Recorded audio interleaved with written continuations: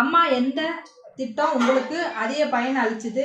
உங்களுக்கு அன்றாட வாழ்க்கையில என்ன மாதிரி மாற்றங்களை ஏற்படுத்திச்சுக்கா? முக்கியமாக சொல்லப்போனால் கிராமத்தில் பசுமை வீடு அப்படின்னு கொண்டு வந்தது வீடு இல்லாதவங்களுக்கு ஒரு பிரயோஜனமாக இருந்துச்சு.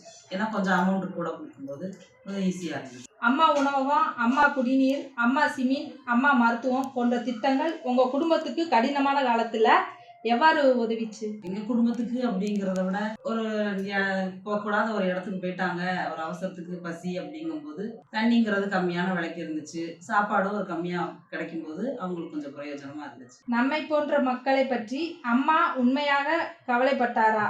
என்ன நீங்க உணர்றீங்க? கண்டிப்பா ஒரு பெண்மணியா அவங்க என்ன பண்ணணுமோ அதை கரெக்டா பண்ணாங்க.